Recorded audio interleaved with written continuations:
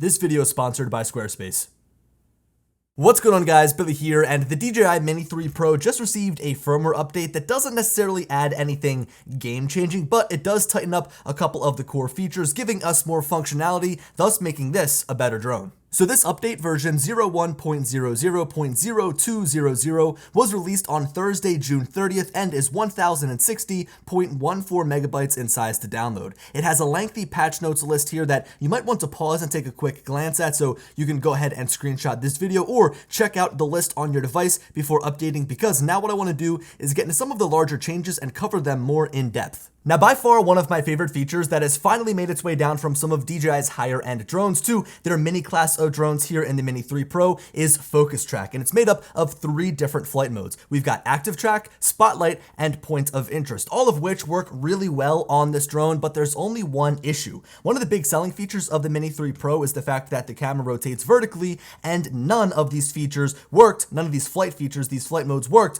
when the camera was rotated in that vertical or portrait orientation. And I guess I can kind of understand, like, think about it. DJI would have had to go back to the drawing board. They would have had to tune their software, tune their algorithms so that the camera would properly track the subject when in a vertical aspect. And I never really thought that we'd actually see that ability. That is until this update here, though. Now, when flying and flipping the camera vertically, you typically would get an error when trying to enter FocusTrack, but now you can drag a box over your subject, like always, and choose from your 3 options: Active Track, Point of Interest, and Spotlight. The drone does a really good job at keeping you properly framed, and of course also dodges obstacles as it flies really well. I think that this is going to be really cool for people that want to track themselves and upload that vertical video to Instagram, TikTok, or any other platform that caters to vertical video. Now, while Active Track and all of those other FocusTrack modes is certainly the main attraction with this section of the update here, you've also got the ability to take quick shots in portrait mode as well, so you can share these predefined cinematic shots easily in a vertical format. Now, something that I've seen being discussed amongst other YouTube channels and on forums and really just anybody talking about the Mini 3 Pro is the fact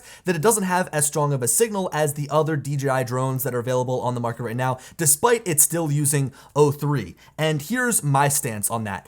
I kind of agree. And I think that a lot of that, I would say, weak transmission problems are probably coming from DJI's new RC. It's just the fact that it has the built-in antennas here. There's nothing that is protruding from the drone to give you that stronger signal. I mean, you look at the standard RC N1, you pull up the phone tablet holder mount thing, and at the top here, you have a dedicated antenna. And of course, on the RC Pro, you've got up to 4 antennas that are inside of that controller. So of course, this is not going to give you better transmission than, say, something that has a dedicated antenna on the outside of the device. But I think that for the design and for what it offers, you know, with the built-in screen, for its price point, things of that nature, I still think that I'd rather take a small hit in my transmission to get all of that extra functionality out of DJI's RC. Now, with that said, the next bullet point that I want to cover here in the patch notes states, optimize the anti-interference ability and the transmission distance of the image transmission system. So when I first see this, I think that DJI has found a way in software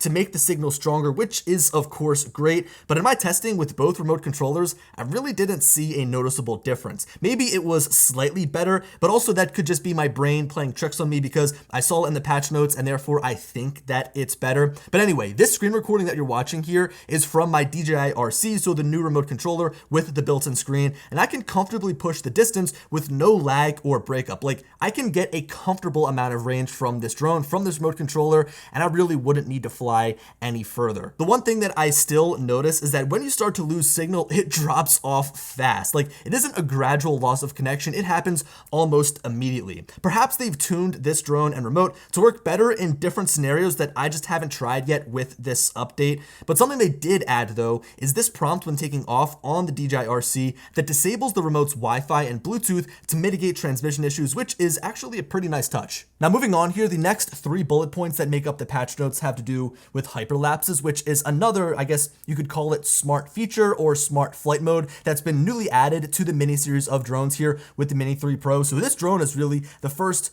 drone that makes up the Mini lineup that's giving you all of these, flight modes and all of this different functionality that was originally only found in the higher end drone. So again, it's really cool to see all of that stuff kind of trickle down finally into the Mini class of drone. So again, we've got 3 changes here. The first of which is that you can now take photos on a 2-second interval. I think that previously the lowest interval was every 3 seconds. So now you've got 2 seconds if you want to take advantage of that. Also, the dynamic range has been increased. I haven't checked yet, but I would assume that that's probably in the final exported version that DJI kind of stitches together right within the DJI Fly app for you. But of course, you can pull even more dynamic range out of your photos if you save them as raw DNG files. And the final thing on here that's probably the biggest upgrade is that they've increased the Mini 3 stability when shooting hyperlapses. And with a mode like hyperlapse where you really rely on stability, this is a pretty big upgrade. And now I admittedly don't use the hyperlapse function all that often. No matter which drone I'm flying, it really just doesn't appeal to me. I've mentioned this in a lot of my previous videos, but I actually was able to capture one hyperlapse before updating. This was a couple of weeks ago. And for a very, very windy day or a very windy night down at the shore, this point of interest hyperlapse looks really smooth. I mean, the wind was seriously gusting in probably the 20s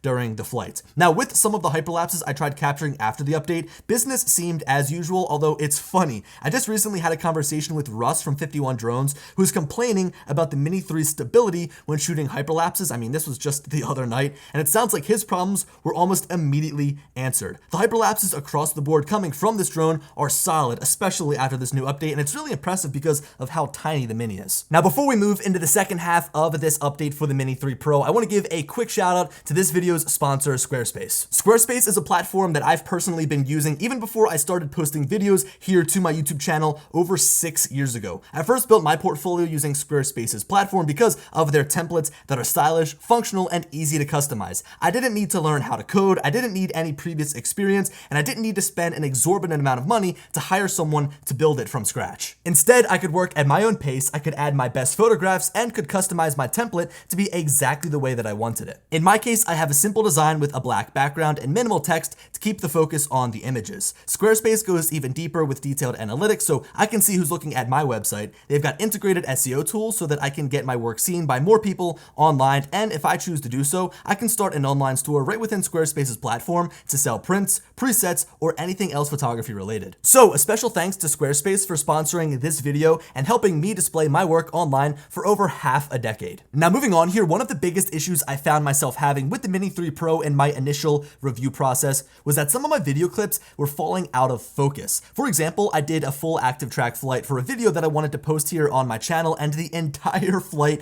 was out of focus. Even though you can still kind of tell what's going on, it's apparent that the focus is slightly off, and I thought the reason that this happened was because the drone initially focused the camera onto the ground, and then it didn't change focus after it took off. This wasn't the only time that I noticed this either. Other clips that I shot in different areas sometimes felt soft, and I quickly found the issue to be that I didn't focus the camera, so I quickly got in the habit of tapping the screen before every time that I would take a shot. You know, I really miss the old days back when the Phantom 4 was like the go-to drone, and it was just set to infinity focus, right? You didn't have to worry about using manual focus or autofocus. It just added one little wrinkle that quite frankly doesn't need to be there. I mean, look, focusing is a big part of using cameras. Of course, with a camera like my A1 that I'm shooting on right now, and if I had a backdrop, it'd be cool if I could have this depth of field and a little bit of blur behind me, right? To kind of add that layer of separation, make me stand out a little bit, but I'm 5 feet away from the camera. With a drone, especially like the Mini 3 Pro and a tiny sensor, everything is going to be in focus. So I don't understand why you've got to have the ability to focus your frame when you could just have the camera set to infinity focus and be done with it. So, okay,